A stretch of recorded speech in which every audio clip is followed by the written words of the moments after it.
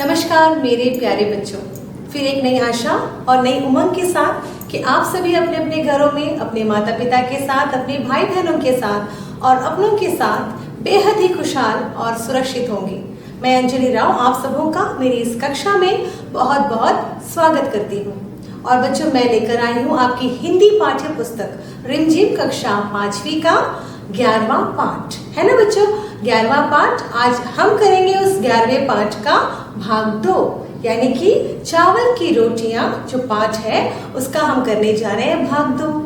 पर बच्चों, हम थोड़ा सा पहले भाग में जो हम लोगों ने पाठ को पढ़ा है ना, और उसके बारे में थोड़ी सी हम फिर से एक बार दोहराव कर लेते हैं, जान लेते हैं, समझ लेते हैं और फिर हम भाग 2 में चलते हैं। तो बच्चों, भाग में जो हम लोगों ने पढ़ा चावल की रोटियां की एक एकांकी है, नाटक है, और हम लोगों ने थोड़ा बहुत यहाँ पर नाटक की तरह ही इस पाठ को प्रस्तुत किया। पर बच्चों, मैंने बताया था कि आप अपने परिवार के साथ इस नाटक को करें घर पे और इसका आनंद लें, और फिर आप अच्छी तरह से समझ पाएंगे और इस नाटक को आप करने के बाद ये अनुभव करेंगे कि वाकई में जो है आप इस तरीके से इस परिस्थिति से गुजरते हैं। हम लोगों ने नाटक में क्या पढ़ा? कोको नाम का एक बच्चा था जो बर्मी बच्चा था, है ना, बर्मा का निवासी था। और वह बालक जो था वो जब सवेरे उठता है अपने घर पे, तब देखता है कि उसकी माँ ने, है ना, उसकी माँ और बाबा ने उसके लिए क्या बना के रखा है? 4 चावल की रोटियां जो है उसके लिए छोड़ रखा है। और फिर वो उसको तो बहुत पसंद है चावल की रोटियां, और फिर उसके घर में जो भी आता है वह उसे उस चावल की रोटियों को देना नहीं चाहता और अपने अकेले में वो खाना चाहता है। और मैंने आपको पाठ की शुरुआत में ये बताया था कि बच्चों, आपको अपने चीज़ों को, अपने वस्तुओं को, अपने खाने पीने की चीज़ों को दूसरों को बांटना अच्छा लगता है या नहीं, है ना। और हम लोगों ने थोड़ा सा खेल भी किया था, और उसके बाद मैंने ये बताया था कि जब हम किसी को अपनी चीज़ों को बांटते हैं, उसको देते हैं, तो एक खुशी की अनुभूति होती है ना, और हमारा जो है मित्रता बढ़ती है ना। लोग हमें जानते हैं, वो भी हमें कुछ चीज़ें बांटते हैं, हमसे शेयर करते हैं। अगर हम किसी को शेयर करते हैं तो वो भी हमें चीज़ें शेयर करते हैं, और इससे क्या है, हमारी दोस्ती मित्रता जो है बढ़ती है ना। तो इसके बाद क्या होता है, 5 में कोको जो है अपनी चीज़ों को नहीं देता है, चावल की रोटियां नहीं देता है, और फिर अंत में क्या होता है कि उसकी चावल की रोटियां जो है छूमंतर हो जाती है, वो भूखा प्यासा पूरे दिन रहता है ना। तो इस प्रकार से ये पाठ, ये नाटक जो है बड़ा ही रोमांचित पाठ था, नाटक था, और हम लोगों ने इसको करते हुए बहुत आनंद भी लिया था। तो आज बच्चों, इसी पाठ से कुछ संबंधित हम प्रश्न अभ्यास और कुछ शब्दार्थ, जो कठिन शब्द हैं, वो हम जानेंगे, वो हम पहचानेंगे, और उनका हम कैसे अपने वाक्य में प्रयोग करते हैं वो भी हम जानेंगे।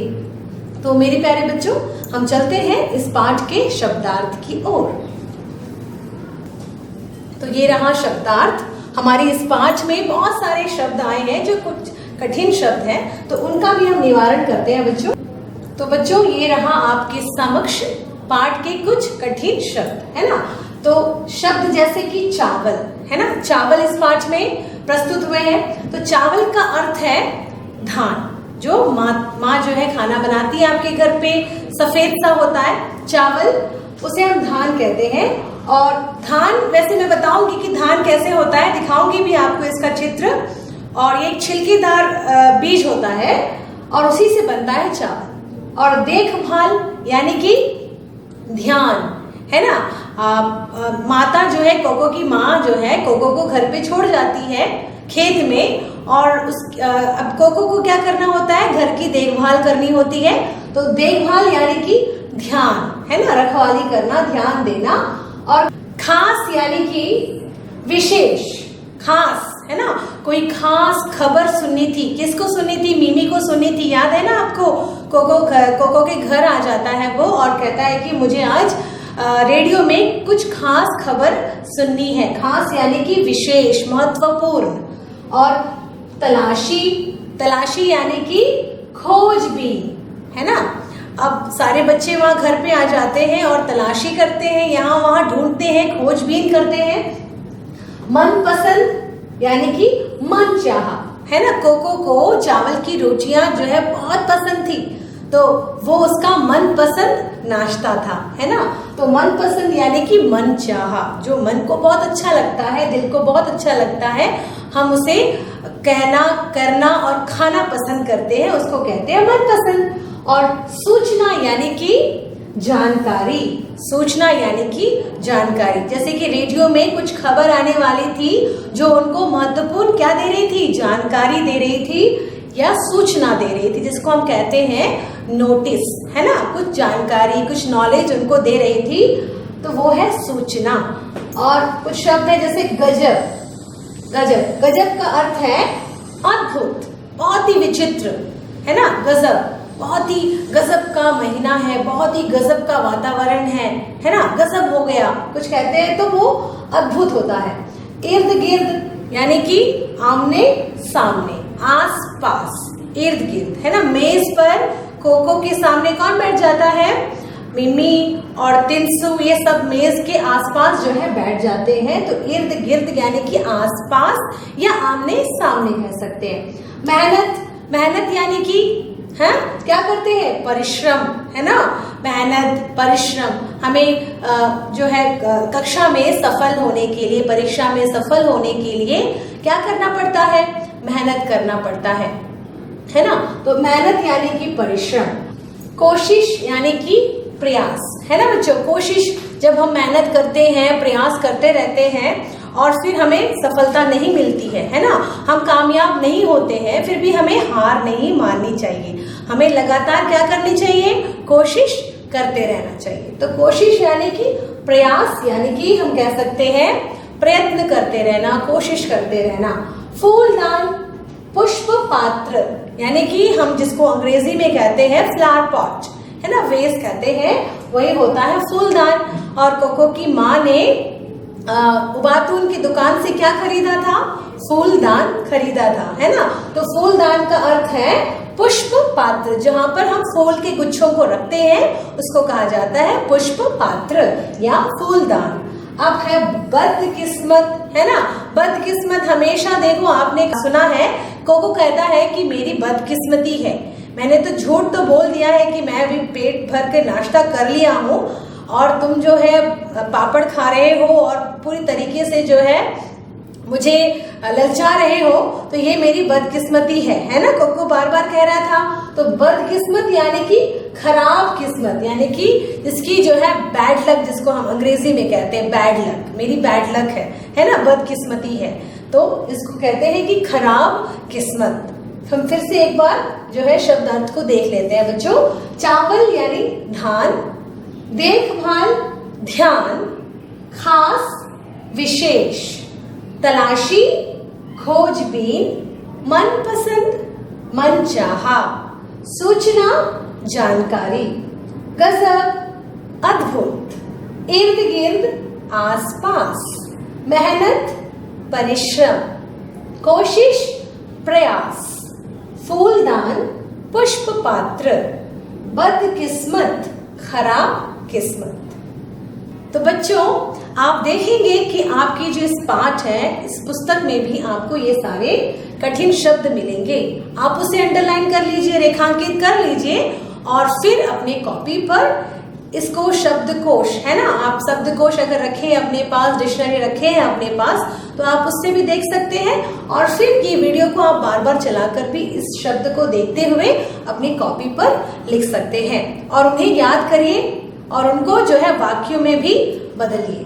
तो चलते हैं बच्चों, हम पाठ में बहुत सारे ऐसे शब्द आए हैं जो नए थे आपके लिए, है ना, नया था। तो अब हम उसको भी देख लेते हैं कि पाठ में कौन कौन से शब्द थे जो नए थे और उनको भी आपको वाक्य में बदलने हैं। पाठ में आए कुछ नए शब्द, पाठ में आए कुछ नए शब्द है, वो क्या है, मनपसंद, हमने अभी देखा था मनपसंद, है ना, यानी कि आपका मन चाहा। खराब, खराब यानी कि बहुत बुरा। और कोशिश, कोशिश करते रहना, प्रयत्न करते रहना, ये सारे शब्द जो है आपके नए शब्दकोश से हैं।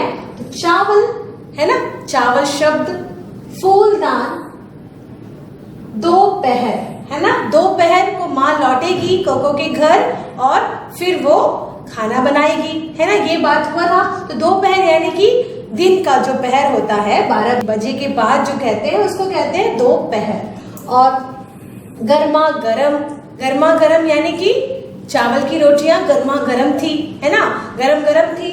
और स्वादिष्ट यानी कि बहुत ही लजीज, जिसको हम कहते हैं अंग्रेजी में टेस्टी। और तबीयत खराब है क्या, बार बार जो है कोको को पूछा जा रहा था कि आपकी तबीयत क्या खराब है, यानी कि आपकी मिजाज क्या खराब है या आपका शरीर खराब है ना, क्या बीमार है। और खुश किस्मत यानी कि जिसकी जो किस्मत होती है वो अच्छी होती है, किस्मत यानी कि वो अच्छी होती है, तो उसको कहा जाता है खुश किस्मत। और तश्तरी, ये बार बार जो है इस शब्द का प्रयोग इस पाठ में हुई है। तश्तरी यानी कि जिसको हम प्लेट कहते हैं या जिसमें हम कुछ सामान, खाने की सामान रखते हैं, वो कहा जाता है तश्तरी। और दस्तक यानी कि खटखटाना, आपके दरवाजे में कोई आ जाता है आपके घर की ओर तो वो दस्तक देता है, खटखटाता है, तो वैसे शब्द को कहते हैं दस्तक। तो फिर से हम एक बार पुनः इसको पढ़ते हैं और समझते हैं बच्चों।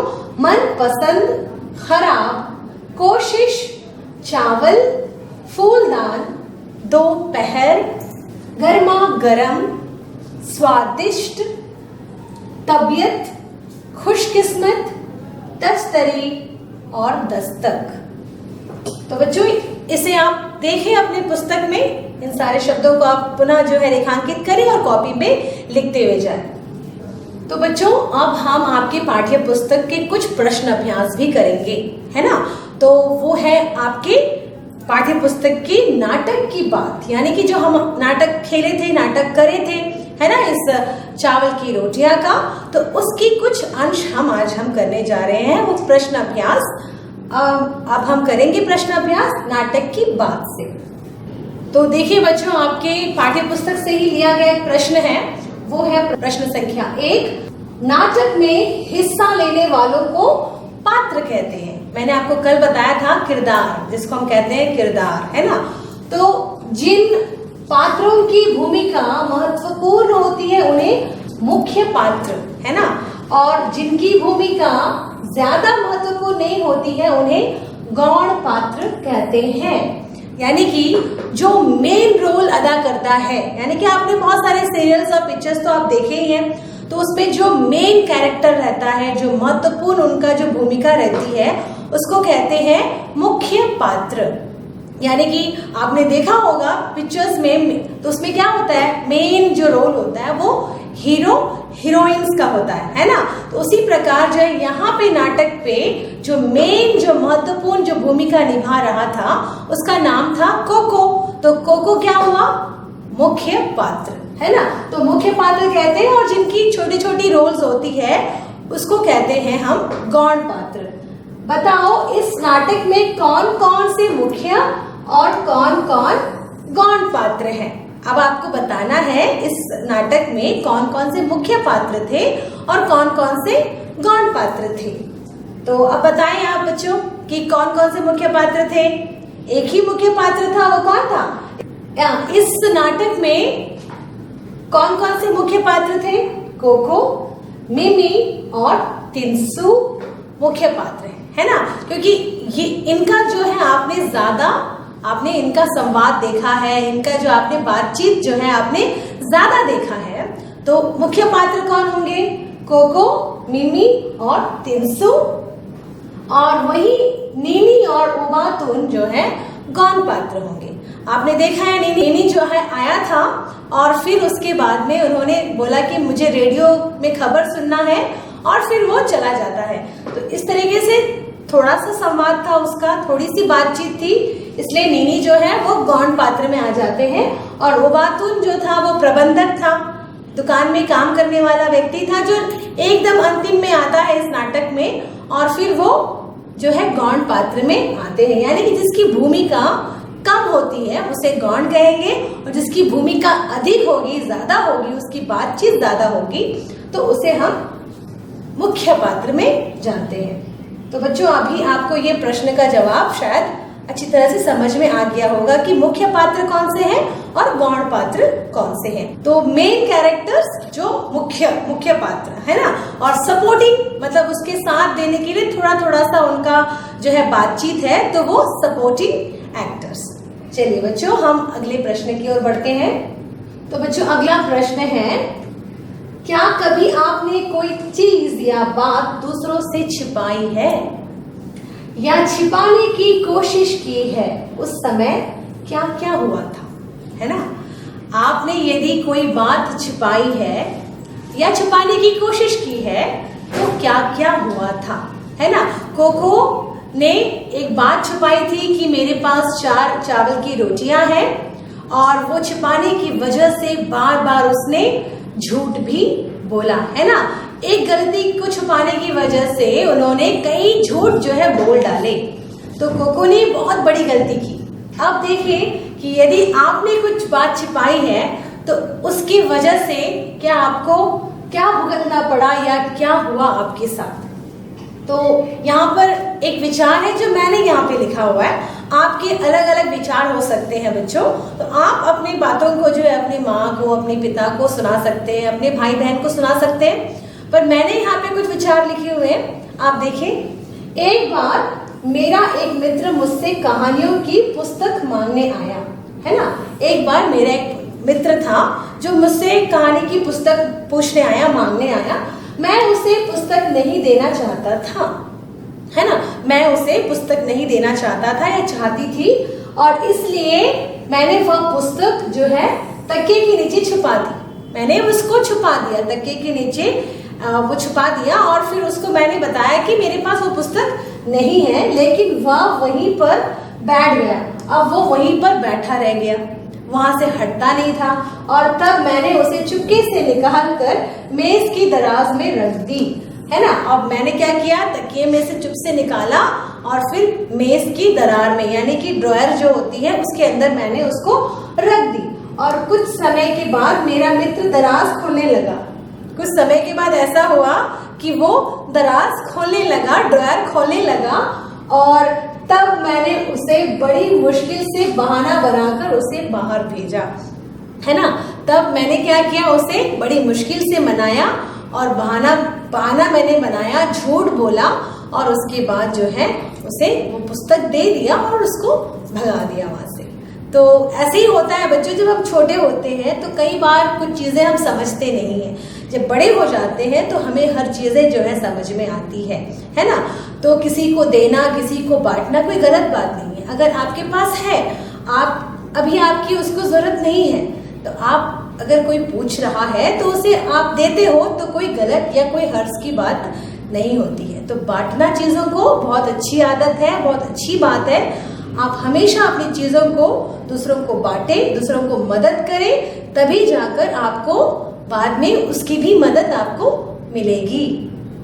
तो ये थी मेरी सोच, मेरी बात कि यदि हम कुछ छिपाते हैं तो हमें क्या क्या भुगतना पड़ता है।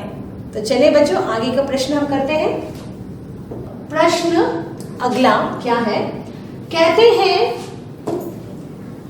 हैं एक झूठ बोलने के लिए 100 झूठ बोलने पड़ते हैं, है ना। और क्या तुम्हें कहानी पढ़कर ऐसा लगता है? कहानी की मदद से इस बात को समझाओ, है ना। कहते हैं, बड़े बुजुर्ग भी कहते हैं, लोगों से आपने काफी दफा आपने सुना होगा कि एक झूठ छिपाने से 100 झूठ बोलने पड़ते हैं। तो इस कहानी को पढ़कर, इस पाठ को पढ़कर आपने वाकई में ये अनुभव किया होगा, सोचा होगा, समझा होगा, और कहानी की मदद से आप इस बात को समझा सकते हैं। तो वाकई में आपने अनुभव किया है कि नहीं इस कहानी को पढ़ते हुए?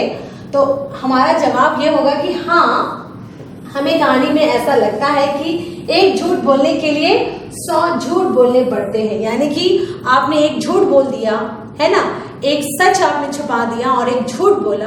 अब आपको कई तरीके से बहाने मारने पड़ते हैं, कई तरीके से झूठ आपको बोलने पड़ते हैं, और जब तक कि वो आपको समाधान ना मिल जाए। तो इस तरीके से ये कहावत है कि एक झूठ छुपाने के लिए जो है 100 झूठ बोलने पड़ते हैं। और नीनी और मिमी से चावल की रोटियां बचाने के लिए कोको को झूठ बोलना पड़ा था, है ना।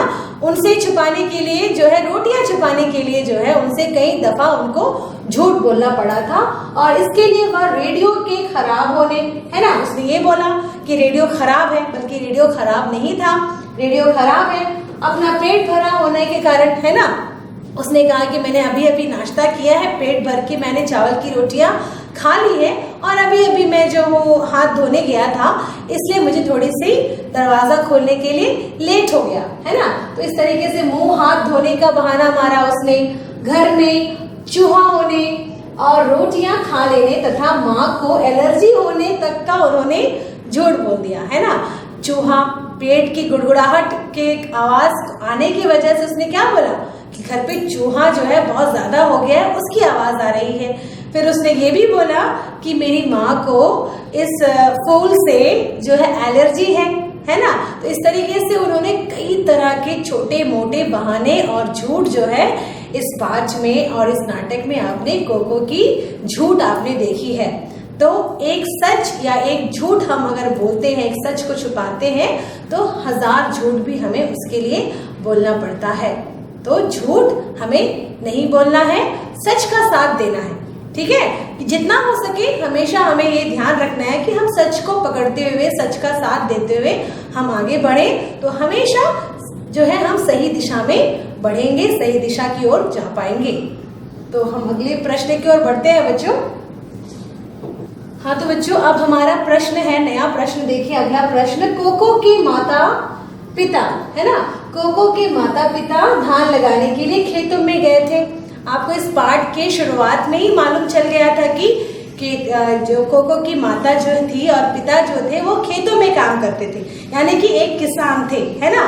खेतों में काम करने चले गए थे और कोको की माँ ने उसके लिए चावल की रोटियां बनाई थी। और एक ही चीज के विभिन्न रूपों के अलग अलग नाम हो सकते हैं। चावल से मैंने कल आपको बताया था, मैंने इस पहले पाठ में आपको बताया था, पहले भाग में, कि चावल से कई तरह के व्यंजन बनते हैं। सिर्फ चावल की रोटियां ही नहीं बनती, चावल से हम कई तरह के व्यंजन बनाते हैं। तो वो कौन कौन से होते हैं, मैंने आपसे बोला था कि आप इसको गृह कार्य करिए, आप पता करिए कि चावल से माँ आपके कौन कौन से व्यंजन बनाते हैं। तो नीचे ऐसे ही कुछ शब्द दिए गए हैं, उसमें अंतर बताओ। आपको बताना है कि चावल के कौन कौन से व्यंजन होते हैं या कौन कौन से खाने वाली चीजें होते हैं जो चावल से होते हैं। तो देखिए यहाँ पे चावल के बहुत सारे अलग अलग प्रकार होते हैं, जैसे कि धान। मैंने आपको बोला था कि धान से क्या बनते हैं, ये आप पता करिए। भात, मुरमुरा, चिवड़ा, ये सभी उसके प्रकार है, ठीक है।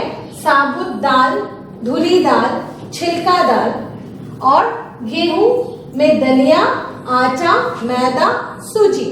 अभी आपको इन सब से बताना है कि इसमें क्या अंतर है। चावल है तो वो धान है, भात है, मुरमुरा है, चिवड़ा है। अब आपको इसको अलग अलग बताना है कि ये है क्या चीज, ठीक है बच्चों। अब देखिए बच्चों, मैंने आपको बोला था कि चावल के बहुत सारे भिन्न भिन्न प्रकार होते हैं, तो वो कौन कौन से हैं। उत्तर में देखिए, चावल क्या होता है, धान से निकला हुआ दाना चावल कहलाता है ना। धान एक छिलकेदार बीज है और उससे जो निकाल के साफ किया जाता है उसे, तो वो चावल हो जाता है। और धान, छिलका चढ़ा चावल धान कहलाता है ना। चावल के ऊपर जो कोटिंग होती है, जो छिलका चढ़ा हुआ होता है, उसको धान कहते हैं। और भात, आपने कई दफा सुना है भात, है ना। तो पके हुए चावल को भात कहते हैं। जब उसे पका लिया जाता है, पानी में उबाल दिया जाता है, गर्म कर दिया जाता है, तो वो सफेद सफेद जो भात चावल हो जाते हैं, तो उसको कहा जाता है भात। और मुरमुरा क्या होता है, धान को भूनकर मुरमुरे बनाए जाते हैं। आपको पता है, जिसको हम कहते हैं मूरी, है ना। तो वो होता है मुरमुरा, वो भी चावल से ही बनाए जाते हैं। और चिवड़ा, जिसको हम लोक भाषा में कहते हैं, अपनी लोकल भाषा में जिसको कहते हैं, क्या कहते हैं, चूरा, है ना। तो धान को भिगोकर पीसने से चूड़ा बनता है। धान को भिगो दिया जाता है और फिर उसको जो है सुखाया जाता है, फिर पीसा जाता है। बहुत सारे इसके जो है पद्धति है, तो उसके बाद जो है चूड़ा तैयार किया जाता है। तो इस प्रकार से देखो, चावल क्या है, धान से निकला हुआ जो दाना होता है उसको चावल कहते हैं, और धान क्या होता है, छिलका लगा होता है जिस बीज में, उसे धान कहते हैं। भात जिसको हम पका देते हैं, उबाल देते हैं, है ना, वो भात होता है। और मुरमुरा जिसको हम कहते हैं मूरी, और चिवड़ा जिसको हम कहते हैं चूड़ा, है ना, या चूरा। तो ये हो जाती है चावल के कई भिन्न भिन्न प्रकार। अब देखिए, अगला था हमारा साबुत दाल, है ना। दाल हम खाते हैं ना बच्चे, है ना, दाल हम बहुत सारे खाते हैं, लाल दाल, पीला दाल, ऐसे काला दाल, है ना, जिसको अलग अलग नाम से हम जानते हैं। मसूर की दाल, अरहर की दाल, उड़द दाल, मूंग दाल, है ना। तो बहुत सारे दाल होते हैं। और साबुत दाल, धुली दाल और छिलका दाल, ये क्या है, इसके अलग अलग क्या प्रकार है वो भी हम जानते हैं। कि साबुत जो दाल होते हैं वो बिना छिलके उतारे या बिना टूटी साबुत दाल कहलाती है। साबुत यानी कि गोटा, जिसको हम पूरा भरा हुआ कहते हैं, उसको हम साबुत कहते हैं, ठीक है।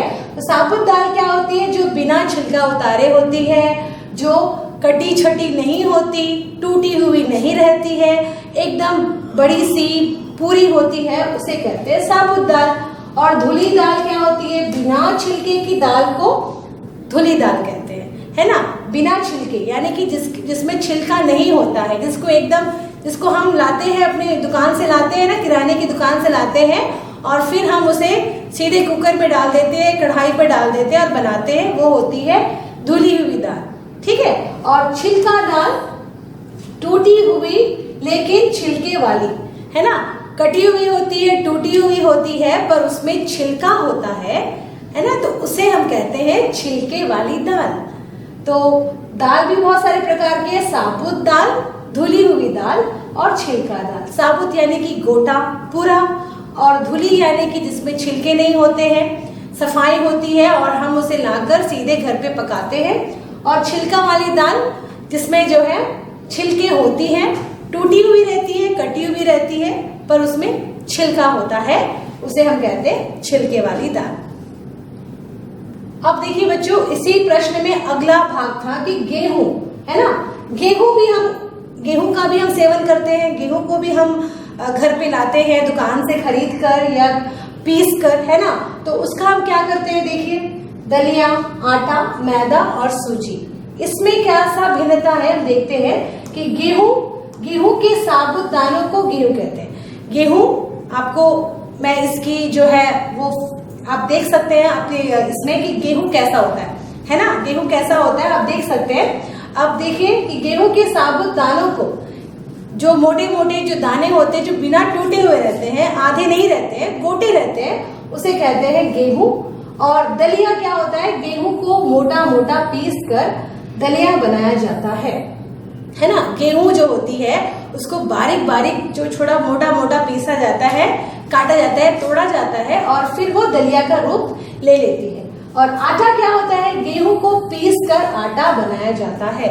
गेहूं को हम चक्की में पीस देते हैं, है ना, मशीनों में पीस देते हैं, और फिर वो आटा का रूप धारण कर लेती है, जिससे हम रोटियां बनाते हैं। और मैदा क्या होता है, गेहूं को बारीक पीस कर मैदा बनाया जाता है।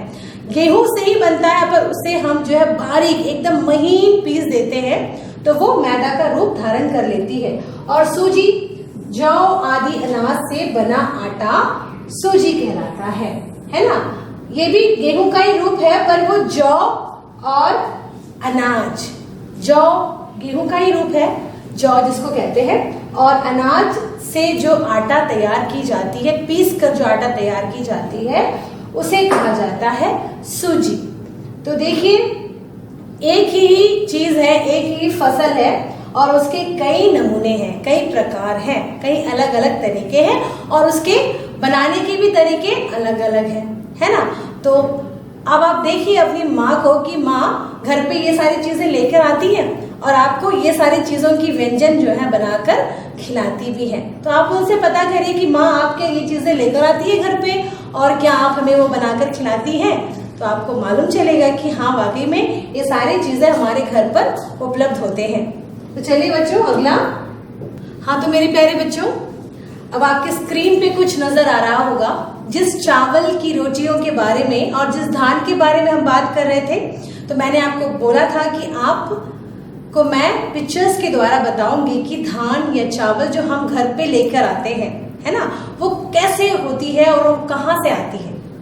तो चलिए बच्चों उसको हम देखते हैं। ये जो स्क्रीन पे आपको दिख रही है ये धान की बालियां बोलते हैं इसको, धान, है ना। ये झुली हुई दिख रही है आपको, यानी कि एकदम पकी हुई है। अब आप इसको काट सकते हैं, लेके जा सकते हैं। तो ये कैसे होती है, ये कहाँ से आती है और कैसे इसकी उपज होती है, हम थोड़ा सा देखते हैं। अब देखिए मेरे प्यारे बच्चों, कुछ लोग हैं जो खेतों में है ना।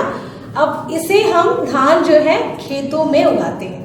कैसे उगाते हैं, पहले खेतों की तैयारी की जाती है ना। खेतों को देखो यहाँ पर मेड़ी बनाई गई है और उसमें खेतों की जो धान की जो फसल उगाने के लिए बच्चों वर्षा ऋतु का होना बहुत जरूरी है ना। उसमें पानी की बहुत अधिकतम मात्रा पड़ती है, पानी की जरूरत पड़ती है। तो देखो यहाँ पे लोग पानी में भरे पड़े है ना, इनकी पैर जो है पानी तक बहुत ज्यादा भरा हुआ है और यहाँ पर धान की रोपाई हो रही है। धान को वे बो रहे हैं। इससे पहले उन्होंने क्या किया, बीज बो दिए, धान की बीज उन्होंने बो दिया। अब जो है ये उनकी रोपाई हो रही है, अलग अलग करके वो धान को जो है वो डाल रहे हैं, रोप रहे हैं। अब देखिए बच्चों, धान को उन्होंने रोप दिया, अलग अलग सैपलिंग में डाल दिया। अब देखिए इनको ये बहुत सारे इन्होंने उपज कर दिया। धान जो देखिए यहाँ पे बहुत ज्यादा हो गया है। अब इन्होंने गट्ठा बांधना शुरू किया, एक थोड़े धान को काटते हुए इन्होंने गट्ठा बांधा। अब इस गट्ठे को क्या करते हैं देखिए। अब देखिए बच्चों, धान जो है वो बड़ा हो गया है ना और इसकी बालियां जो है फूटने लगी है और वो पक गया। अब जो आपको दिख रहा है कि डालियां जो है, बालियां जो है वो लटकती है, तब आपको पता चल जाता है कि अब धान जो है वो कटने के लिए तैयार है। तो हाँ तो मेरे प्यारे बच्चों, धान का सफर है ना, खेतों से लेकर कटाई तक का सफर आप लोगों ने देखा। और भी है, धान हम तक कैसे पहुंचती है ना, हमारे घर तक कैसे पहुंचती है चावल के रूप में, वो हम अगले भाग में जानेंगे, तीसरे भाग में। तो बच्चों और अगले भाग में हम करेंगे क्विज, यानी कि हम अपने आप को जांचेंगे, क्रॉस चेक करेंगे कि हम लोगों ने कितने इस पाठ को जाना। इसके लिए आपको क्या करना होगा, इस पाठ को पुनः रिवाइज करना होगा, दोहराना होगा, समझना होगा और पढ़ना होगा। और इसके बाद हम तीसरे भाग में मिलेंगे आपसे बच्चों। तब तक के लिए आप खुश रहें, हंसते मुस्कुराते रहें। धन्यवाद।